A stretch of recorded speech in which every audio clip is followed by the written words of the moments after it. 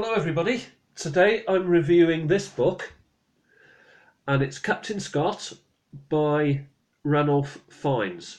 Now if you've seen any of my other reviews, I reviewed Scott of the Antarctic by Reginald Pound and I reviewed The Race for the Poles, or The Race for the Pole I should say, Scott versus Amundsen by Roland Huntford. And this is the story from the adventurer, Britain's greatest living explorer and polar explorer, Ranulph Fiennes. Been there, done it. I'll talk about Fiennes himself at the minute. I feel that having read this book, it starts out from the get-go that this is actually a response to Roland Huntford's book. When he wrote his book, Huntford, and was subsequently made into a television series, it created quite a furore because it really damaged Scott's reputation in a big way.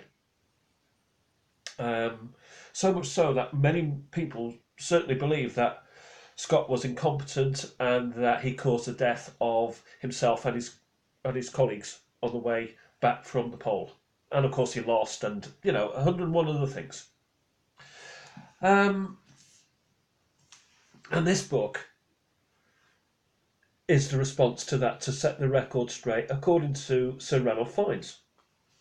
And he writes it from the view of the diaries, the letters, but also his own experience in those conditions and what he did and what happened to him and his own feelings and his own thoughts and how he would have and how he did deal with issues that popped along, and gives a completely different slant on the Terra Nova expedition.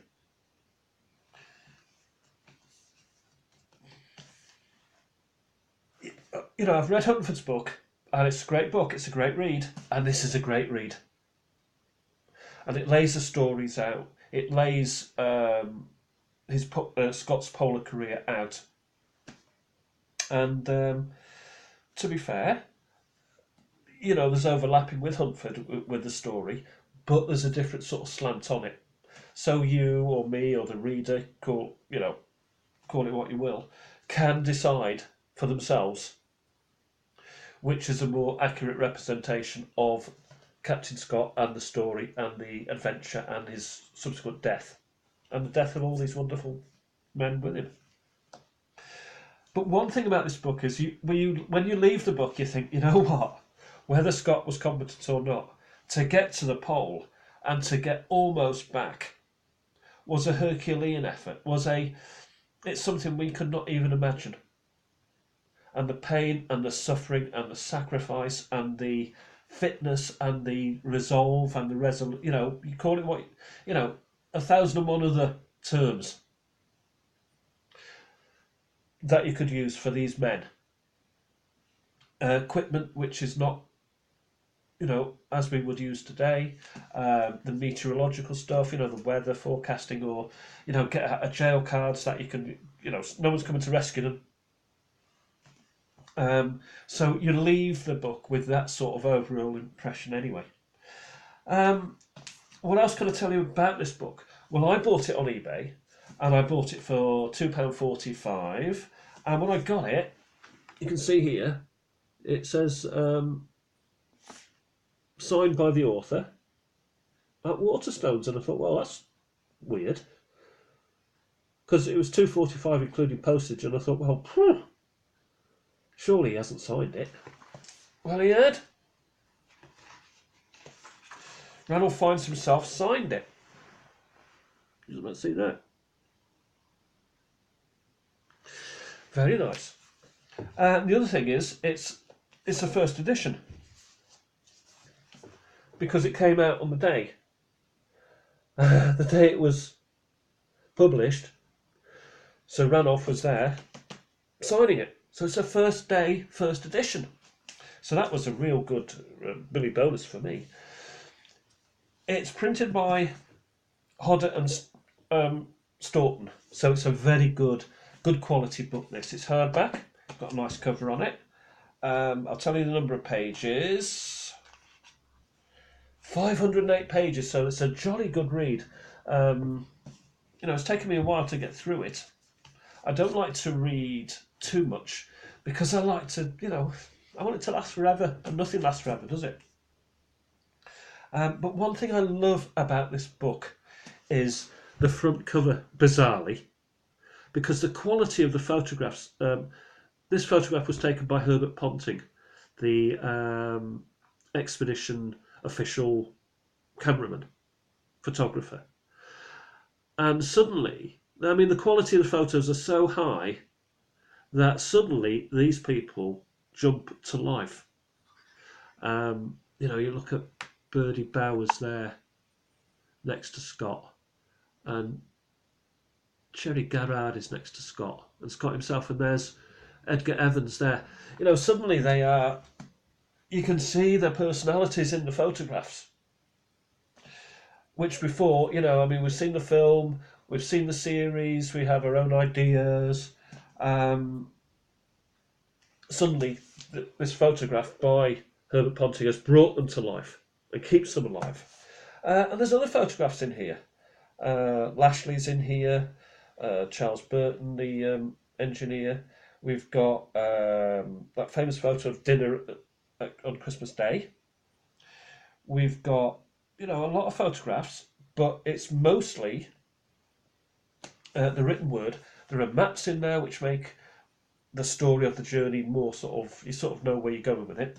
The maps are to lead us, not them.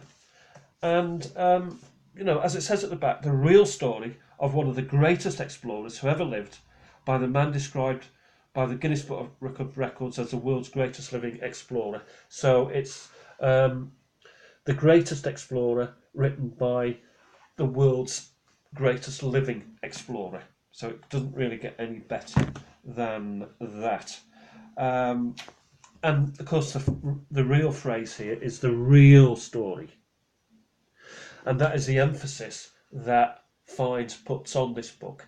He is setting the record straight. And he's not having Huntford's version of it. Huntford was very kind to Amundsen. Fiennes is less kind to him. Though, of course, what Amundsen achieved was amazingly awesome. But Fiennes looks at it from a different point of view. If you love if you love exploration, if you love adventure, if you love the Antarctic or Arctic or Polar or Everest or snow or anything or just, a jolly good read, and biography, then you probably need this book in your collection, and it should be on your collection shelf. It's an awesomely written book. I can also tell you that the book contains three things: the story itself,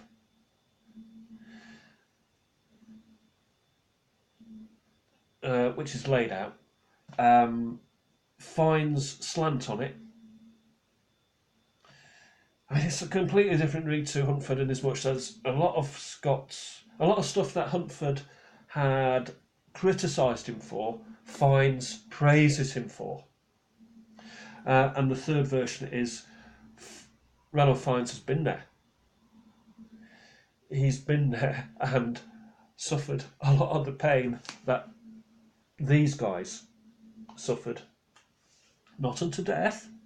He did survive, but Cherry, for example, Cherry Garrard, he wrote the book The Worst Journey in the World, and Fiennes himself has been on a similar journey. It must be a horrendous experience, but one that they willingly undertook. both the author and the people that he writes about. This is without doubt a 10 out of 10 book. I loved Huntford's book. I was a bit, I thought that, it's getting a bit silly now, you're just ripping into Scott. So I needed to read this book to get the balance, the counterbalance. And this jolly well does it really, really well. So if you've got Huntford's book, you need this book as a counterbalance, a counterweight. You cannot just read one version of it. Reginald Pound's Scott of the Antarctic is somewhere between the two.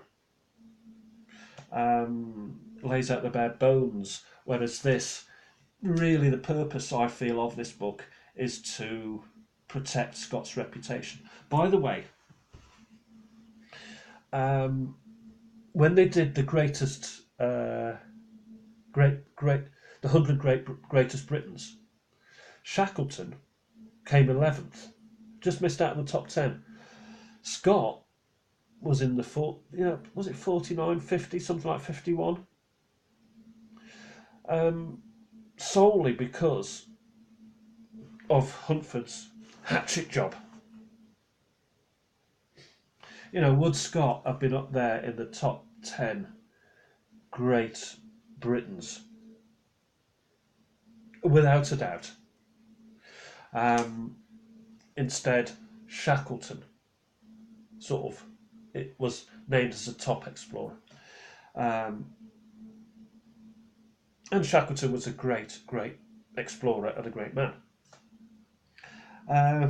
So, in some way, Huntford had messed also, not just with Scott and the whole polar exploration thing, but also with Britain itself. So, I feel with this book, it rights that wrong about Scott, but it doesn't, of course, boost Scott up into the top 10 of Great Britons, unless they do it again.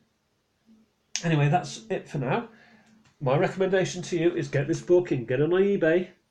They're on eBay, and it is totally worth it. Thanks for watching. Get it, love it, read it, enjoy it, put it on your shelf. I'll talk to you soon. Bye-bye. Bye.